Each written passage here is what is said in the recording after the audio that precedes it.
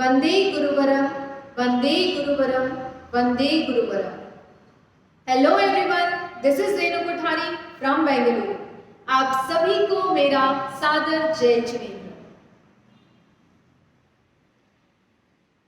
आज के इस वीडियो में हम पढ़ेंगे संधारा समाधि मरण की कला। इस पुस्तक के रचयिता हैं रूपचंद जी Sethia from Surat.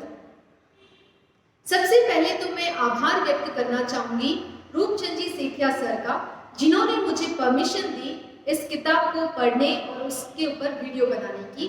Thank you so much sir.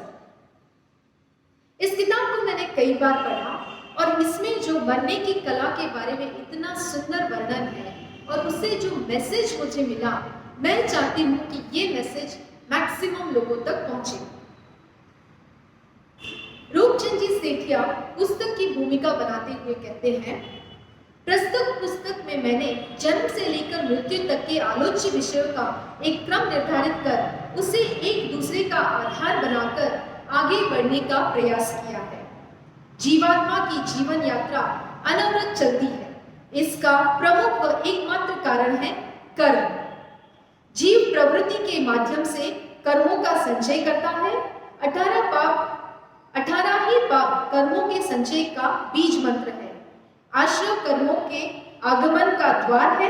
वैसे ही संवर और निर्जला निरोध व निर्जरण का मार्ग है।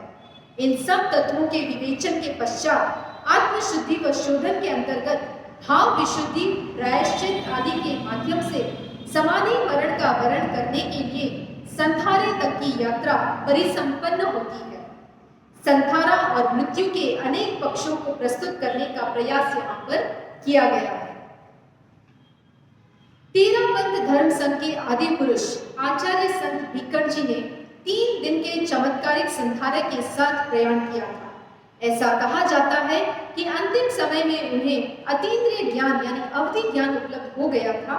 उन्होंने सुखासन में बैठे बैठे ही समाधि मरण का वर्ण कर अपने चरम लक्ष्य को प्राप्त किया। आचार्य श्री तुलसी, जीवन की संध्या में प्रत्येक श्रावक अंतिम संलेखना की कामना करे।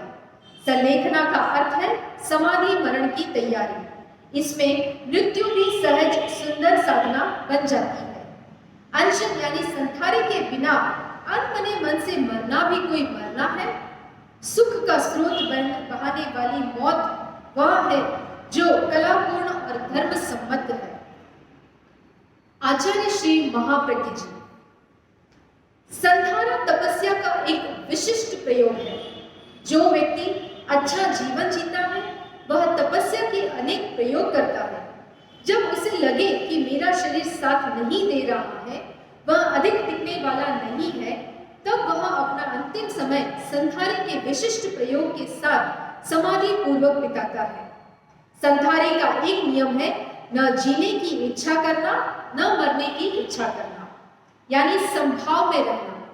तपस्या का विशिष्ट प्रयोग करते करते मौत आए तो आ जाए, उसका सहज भाव से वरण कर लेना, पर अपना स्वभाव खंडित न करना, तपस्या का यह विशिष्ट प्रयोग संधारा है, अनशन है। आचार्य श्री महाश्रवण जी, जीवन एक कला है तो मरना भी एक कला है। जब मृत्यु सन्निकट जान पड़े तो संलेखना संधारा की ओर आगे बढ़ना चाहिए।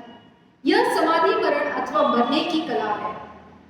धार्मिक वातावरण में आराध्य का स्मरण करते करते आत्मस्थ अवस्था में प्राण त्यागना विशेष बात है। अंतिम श्वास अस्पताल और असमाधि में जीना मजबूरी होती है। समाधि मरण एक शौर्य और प्रबल आध्यात्मिक बल की बात होती है। वेद विज्ञान का प्रयोग है संधारा। धर्म के अनेक अनुष्ठान श्रद्धा का विषय है, तर्क का नहीं। संधारा भी एक ऐसा ही विषय है। संधारे का आधार यह विश्वास है कि मैं आत्मा हूं, शरीर नहीं। इसे वेद विज्ञान कहा जाता है। शरीर पृथक है, आत्मा पृथक है, ऐसा अनुभव जिसे हो जाए उसके लिए संधारा अपने आप इस वेद विज्ञान के अनुभव के प्रयोग में लाने जैसा है। शरीर की प्रयोगशाला में वेद विज्ञान के सिद्धांत का प्रयोग करना संतारा है, जिसमें अनुभव किया जाता है कि मेरा शरीर क्षीण हो रहा है, मैं क्षीण नहीं हो रहा। मेरे शरीर को रोटी पानी चाहिए, आत्मा को नहीं। रोटी पानी नहीं मिल रहा है तो मेरी आत्मा का कुछ भी नहीं बिगड़ रहा। यदि आराधक इस साक्षी भाव से शरीर छूटने पर्यंत अनशन में रह सके तो यह संसार में प्राप्त हो सकने वाली सबसे बड़ी विजय तथा सफलता है।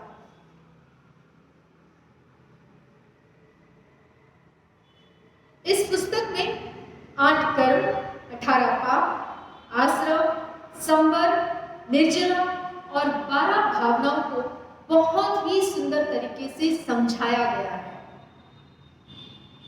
जब हम कर्म करते हैं उस समय यह कल्पना भी नहीं कर सकते कि उसके परिणाम रूपी रज्जु भविष्य में हमें ऐसी जटिलताओं में उलझा देगी कि चाहने पर भी हम उससे मुक्त नहीं हो सकेंगे।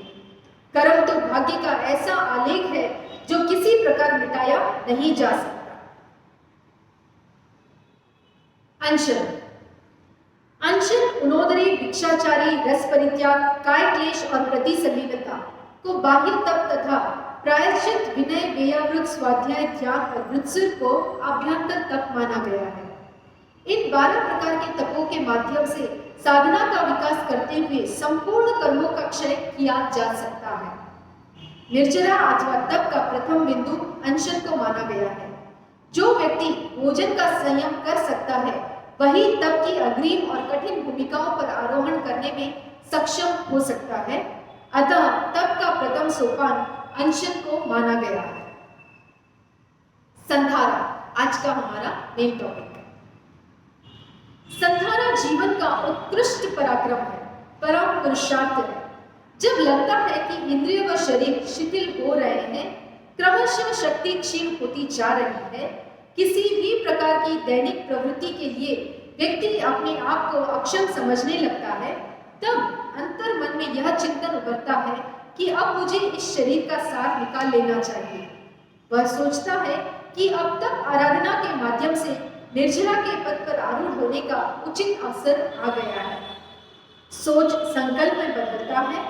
व्यक्ति संपूर्ण जागरूकता के साथ, पूरी निष्ठा एवं आत्मविश्वास के साथ संलेखना व संधारे के पद पर प्रयाण करते हुए जीवन के चरम लक्ष्य को प्राप्त करने का प्रयास करता है।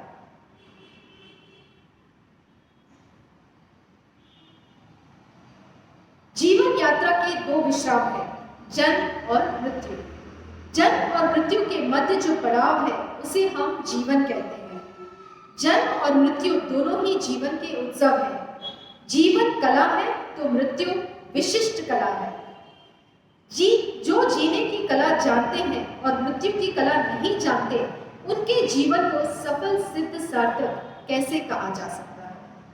नाना प्रकार के उत्सवों का आयोजन करने में, जीवन को महोत्सव बनाने में अधिकांश व्यक्ति अपनी पूरी जिंदगी झोंक देते हैं, लेकिन मृत्यु को महोत्सव बनाने के लिए अपनी पूरी प्राण शक्ति को नियोजित करने वाले वीर वृत्ति वाले पुरुषार्थी व्यक्ति विरले ही होते हैं।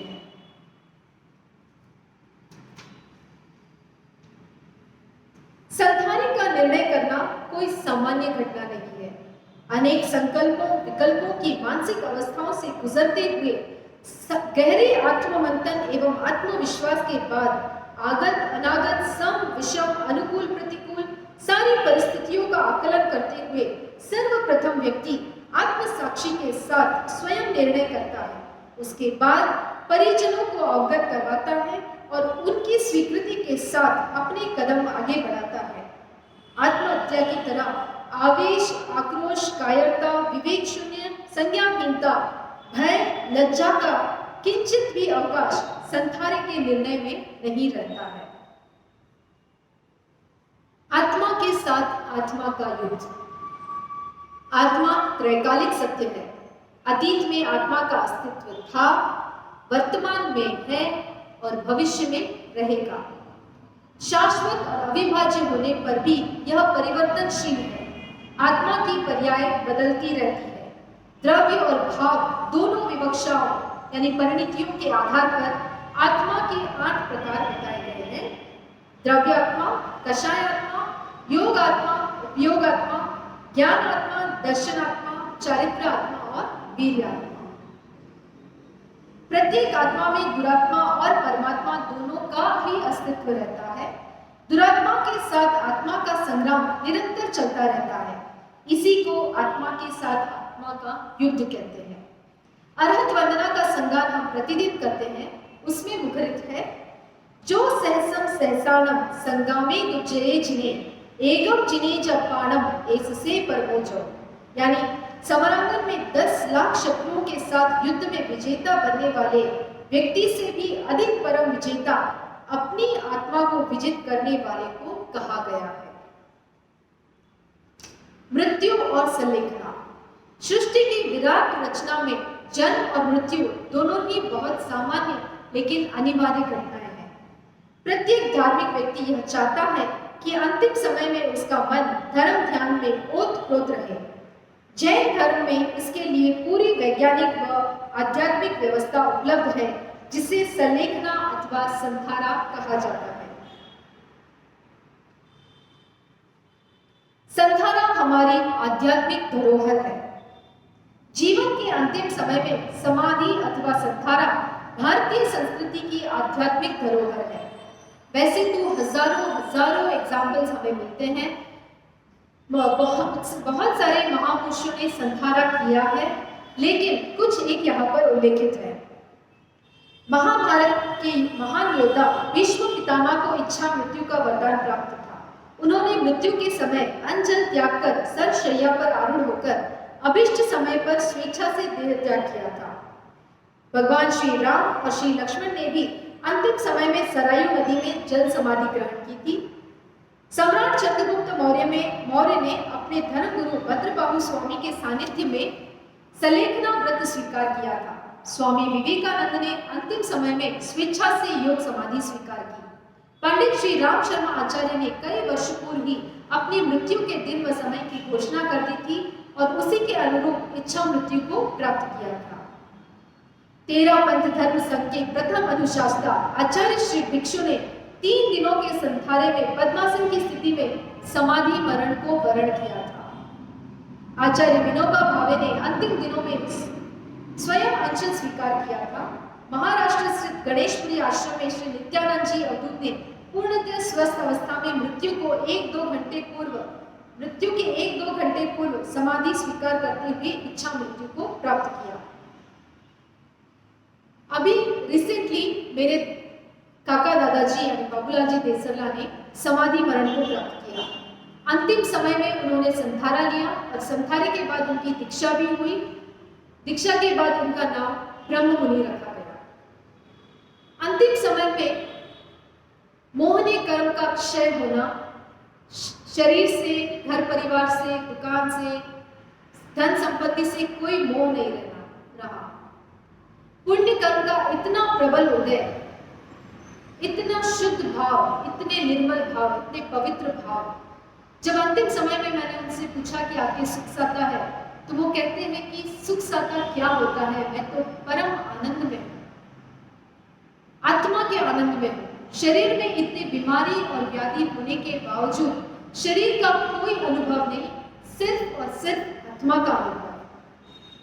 वर्तमान में 13 पंथ धर्म संघ की शासन माता, मात्र हृदया, साध्वी प्रमुखा कनक प्रभा जी महाराज साहब के भी संधारे के भाव हैं।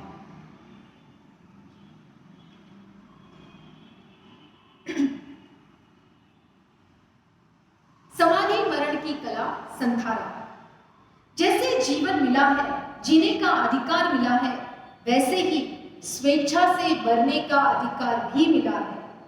वर्तमान युग का बहुत चर्चित विषय ये रहा है।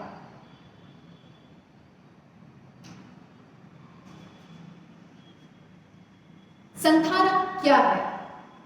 जीवन के अंतिम समय में अथवा ऐसी स्थिति में जब व्यक्ति को अपने प्राणों के विसर्जन का समय सन्निकट जान पड़ता है, तब समता की साधना में लीन होकर सभी प्रकार की आशंका, आसक्ति व आकांक्षाओं से मुक्त होकर संपूर्ण आहार का त्याग कर दृढ़ता के साथ मृत्यु का आलिंगन करने के संकल्प को संधारा कहते हैं। संधारा कब करना चाहिए? संधारा करने के लिए उपयुक्त समय का चयन महत्वपूर्ण है। अनायास कोई व्यक्ति कहने लगे कि मुझे संधारा करना है, मैं देह त्याग करना चाहता हूँ, तो सहज रूप से उस पर विश्वास नहीं होता है। धर्माचार्य अथवा साधु साध्वियों को उसको तत्काल संधारे का प्रत्याख्यान भी नहीं करवाते हैं। उसे उपदेश देते हैं, प्रारंभ में तुम उपवास आदि करो, तपस्या प्रारंभ कर सकते हो। जैन ग्रंथों में उल्लेख मिलता है, जरा रूपी व्याधि से शरीर आक्रांत होने लगे, स्पर्श, रस, गंध, वर्ण, शब्द आदि को ग्रहण करने वाली इंद्रियां अपने विषय को ग्रहण करने में असमर्थ होने लगे, आयु रूपी जटिलगढ़ खाली होने लगे, शरीर की हड्डियों की संधियों के बंध तथा शिराओं व स्नायुओं में शिथिलता का आभास होने लगे, शरीर कृशकाय हो जाए, स्वर कांपने लग जाए आदि अवस्थाएं संधारा करने के लिए उपयुक्त कही जा सकती है। देह की निस्सहाय अवस्था के समय भी ज्ञान व चेतना की विद्यमानता में संधारा किया जा सकता है। कोई कोई व्यक्ति प्रौढ़ अवस्था में ही अंतर्मन की दृढ़ता के साथ संकल्प कर लेता है कि अमुक उम्र प्राप्त होने के पश्चात मुझे 3 आहार पानी का त्याग करना है। ऐसे उदाहरण भी लिखने में मिलते हैं। संधारा क्यों करना चाहिए? शारीरिक दुर्बलता की स्थिति में समाधि पूर्वक मरण प्राप्त करने के लिए, अनायास मृत्यु का प्रसंग सन्निकट लगने पर त्याग वैराग्य के साथ शांति पूर्वक देह त्याग करने के लिए, दैहिक अनिवार्य कार्यों के सहज संपादन में असमर्थता की स्थिति में, धर्म की रक्षा के लिए, देव यक्ष राज्य सत्ता द्वारा धर्म को छोड़ने की बाध्यता उपस्थित होने की स्थिति में संधारे का संकल्प किया जा सकता है। संधारे के लिए योग्यता यानी संधारा कौन कर सकता है? ममत्व रहित, अहंकार रहित, कषाय रहित, धीर, निदान रहित, सम्यक दर्शन संपन्न, इंद्रिय निग्रह में कुशल, सांसारिक राग से विरक्ति चाहने वाला, चरित्रनिष्ठ, सांसारिक दुखों से मुक्त होने की भावना रखने वाला व्यक्ति संधारा लेने के अधिकारी माना गया है। साधु जीवन में ही नहीं, गृहस्थ जीवन में भी इन अर्हताओं का विकास संभव है। संसार में सर्वाधिक मोह व्यक्ति अपने आप से अर्थात अपने शरीर से ही करता है। शरीर सुख की वांछा को केंद्र में रखकर ही जीवन भर व्यक्ति नाना प्रपंचों की रचना करता है। ऐसे सुख संचित का स्वरूप शरीर का त्याग करने का संकल्प बहुत बड़े साहस का काम है। इसके लिए लौकिक परलौकिक सुखों को समझने की सूक्ष्म दृष्टि अपेक्षित है। संधारे के भेद। जैन ग्रंथों में संधारे के 3 भेद बताए गए हैं: भक्त प्रत्याख्यान मरण, इंगिनी मरण, प्रयोगगमन मरण। भक्त प्रत्याख्यान मरण में संधारे की मानसिक धारणा के साथ व्यक्ति संलेखना प्रारंभ करता है। इसके लिए अधिकतम 12 वर्ष तक की कालावधि का उल्लेख मिलता है। कालावधि की अपेक्षा से जघन्य, मध्यम और उत्कृष्ट 3 प्रकार के संधारे माने गए हैं। इंगिनी मरण। इस कोटि का संधारा ग्रहण करने वाला साधक एक क्षेत्र यानी स्थान का चयन करता है अथवा क्षेत्र की सीमा तय करता है तथा संकल्प करता है कि मैं इससे बाहर नहीं जाऊंगा। साधक अपने शरीर की सेवा स्वयं करता है, दूसरों से नहीं करवाता। प्रयोगगमन मरण। संधारे की इस प्रक्रिया में साधक अपने शरीर को इतना कृश कर लेता है कि उसके मल मूत्र होते ही नहीं है। वह अपने शरीर की संपूर्ण क्रियाओं का निषेध कर लेता है। अपने शरीर की सेवा न स्वयं करता है और न अन्य किसी से करवाता है। कटे हुए वृक्ष की डाली जैसे गिरी है, पड़ी है, उसी तरह शरीर को छोड़ देता है। वह पूर्णतया निष्प्रतिकर्म हो जाता है। सागारी संधारा। एक और प्रकार के संधारे का उल्लेख मिलता है, इसे सागारी संधारा कहते हैं। यह श्रावक के व्रतों के प्रति जागरूकता का परिचायक है। जीवन में अचानक कोई संकट काल आ जाए, बीमारी महामारी की भयंकरता सामने हो, उस समय सागारी संधारा किया जाता है। प्रतिदिन रात में सोते समय भी प्रातः काल उठने तक सागारी संधारा किया जा सकता है। सागारी संथारा करने की विधि। आहार शरीर उपाधि पचकु पाप अठार। आहार शरीर उपाधि पचकु पाप अठार। मरण पाऊं तो वो सिरे जीवूं तो आगार। मरण पाऊं तो वो सिरे जीवूं तो आगार। इस सूत्र को हमें रोज रात को सोते समय बोलना चाहिए। संथारे की विधि। देह क्षीण होते देखकर या आयुष्य निकट आया जानकर साधक अपने परिवारजनों, श्रावक श्राविकाओं, साधु साध्वियों की साक्षी में समर्पित भाव के साथ देव गुरु धर्म का स्मरण करते हुए यथास्थिति व यथाशक्ति तिर्यार या चौर्यार संथारा स्वीकार करता है।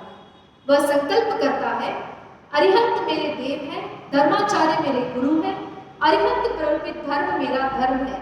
इन तीनों की साक्षी में मैं आजीवन 3 आहार अथवा 4 आहार का त्याग करता हूं या करती हूं। संथारे के अतिचार। आचार और अतिचार एक ही सिक्के के 2 पहलू हैं। आचार का उल्लंघन अतिचार और अतिचार के वर्जन को आचार कहा जाता है। आचार में कहीं भी कैसे भी दोष का सेवन होता हो, आचार खंडित होता हो, उसे अतिचार कहते हैं। आचार के 8 भेद किए गए हैं। कुछ मान्यताओं के आधार पर संथारे के 5 अतिचार का यहाँ पर उल्लेख मिलता है। आचार्य तुलसी ने श्रावक प्रतिक्रमण में सरल हिंदी अनुवाद में मरणज्ञ संलेखना व उसके अतिचारों के 2 पद्यों में सरस, स्पष्ट व मार्मिक रूप से उद्धृत किया है। मरणज्ञ संलेखना। देह की संलेखना में मृत्यु पावन पर्व है, दीर्घकालिक साधना का सफल सात्विक गर्व है। मृत्यु की सन्निकटता या देह शक्ति क्षीण हो, प्रवर तप के आचरण में भावना संलीन हो। संलेखना के अतिचार। यह लौकिक पारलौकिक वस्तु में प्रियता रही और जीवन मरण में आसक्ति की धारा बही। काम भोगों के लिए यदि चित्त व्याकुल हो गया, भीति और प्रमाद में चैतन्य मेरा खो गया, तस्मिच्छामि विदम्। अंशल स्वीकार करने की विधि। संथारा स्वीकार करने की सरल विधि। व्यक्ति पूर्वाभिमुख स्थित होकर अथवा धर्माचार्य जिस दिशा में विराजमान हो उस दिशा में वंदन करते हुए सर्वप्रथम उच्च स्वर में नमस्कार महामंत्र का उच्चारण करें, लोगस्य का पाठ करें, पुनः एक बार नमस्कार महामंत्र का उच्चारण करें और मंगल पाठ का उच्चारण करते हुए स्थिर चित्त एवं मध्यस्थ भाव में स्थित होकर निम्न प्रकार संथारे का संकल्प ग्रहण करें। अरिहंत देव, निर्ग्रंथ गुरु एवं तीर्थंकर देव प्ररूपित धर्म को साक्षी मानकर मैं यावत जीवन 3 आहार अथवा 4 आहार का त्याग करता हूं या करती हूं। इसमें एक अपवाद है कि अगर कोई व्यक्ति संथारा पचकने के बाद भी आहार पानी की मांग करता है तो उसे हमें पानी दे देना चाहिए या आहार दे देना चाहिए, वरना हमें हत्या का दोष लगता है। जिस व्यक्ति ने संथारे का संकल्प किया है और उसका व्रत भंग होता है, उसका जो प्रायश्चित होता है वो बाद में गुरु भगवंतों या आचार्यों से वो ले सकते हैं। संथारा साधक की परिचर्या संबंधित छोटी छोटी उपयोगी बातें भी यहाँ पर बताई गई है, यानी संथारे के बाद क्या क्या करणीय बातें हैं, क्या क्या नहीं है। This was only 10% of this book जो मैंने अभी यहाँ पर पढ़ा है। इस किताब में बहुत सारे ऐसे उदाहरण महापुरुषों के यहाँ पर बताए गए हैं जिन्होंने संथारे के प्रत्याख्यान लिए और संथारा पचकने के बाद उनके जीवन में क्या क्या कठिनाइयाँ आई, क्या क्या बाधाएं आई, उनको कैसे उन्होंने पार किया, गुरु दृष्टि कैसे उन पर रही और कैसे उनका संथारा पूर्ण हुआ। बहुत सारे गीतिकाएं हैं, ढाल है और अंत में यहाँ पर पद्मावती आराधना भी है। बहुत ही अच्छी किताब है। आई एम श्योर कि इस किताब को पढ़ने के बाद एक बार तो हमारे मन में ये भाव अवश्य आएगा कि हमें भी अपने अंतिम समय में संथारा पचकना चाहिए, समाधि मरण को प्राप्त होना चाहिए। ज्ञानशाला में जब हम छोटे थे तो एक लाइन हमने सीखी थी, एग्जैक्टली मुझे याद नहीं है। नवकार मंत्र थू मारो भाई, थारे मारे धर्म की सगाई। नवकार मंत्र थू मारो भाई, थारे मारे धर्म की सगाई। अंतिम समय में आडो आजे, मरते वेला भावना शुद्ध लाजे। मरते समय भावना शुद्ध क्यों होनी चाहिए? अंतिम समय में संसारा का इतना महत्व क्यों है?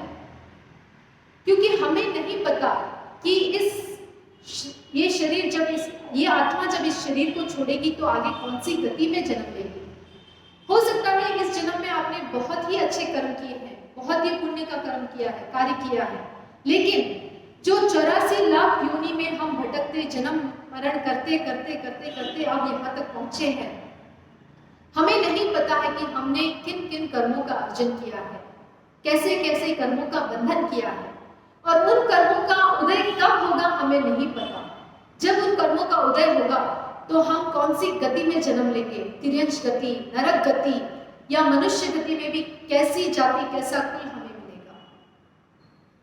जैसे हम कहीं बाहर जाते हैं तो भाता साथ लेकर जाते हैं, ये प्रथा है।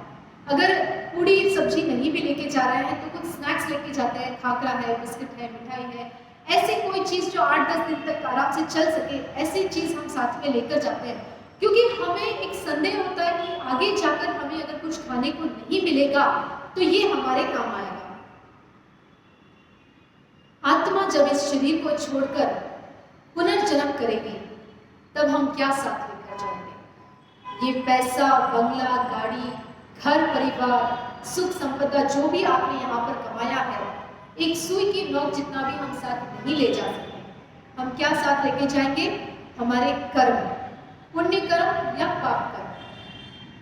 अंतिम समय में संसारा का इसलिए इतना महत्वपूर्ण बताया गया है क्योंकि अंतिम समय में हम जिस भाव के साथ हमारी मृत्यु होती है, जिस लेशा में हमारी मृत्यु होती है, हमारा जन्म पुनर्जन्म उसी लेशा में उसी भाव के साथ होता है। जब हम संसारा भटकते हैं, जब हमारे पुण्य का उदय होता है तो हमारी अगली गति सुधर जाती है और हमें अच्छा जीवन मिलता है। हो सकता है हमें जिन शासन मिले, हो सकता है हमें मनुष्य धर्म जन्म मिले, और उस एक मौका जब हमें मिलेगा तो अनंत जन्मों में जो हमने कर्म किए हैं वो कर्म तो हमें छोड़ने वाले हैं नहीं, लेकिन उन कर्मों की निर्जरा करने का एक सुअवसर हमें फिर से प्राप्त हो सकता है। इस किताब को पढ़ने में कहीं पर भी कोई भी गलती मुझसे हुई हो तो मैं क्षमा चाहती हूँ। आप सभी की आध्यात्मिक यात्रा के लिए बहुत बहुत मंगल कामनाएं। संसारा समाधि मरण की कला, रचयिता रूपचंद जी सेठिया। ओम।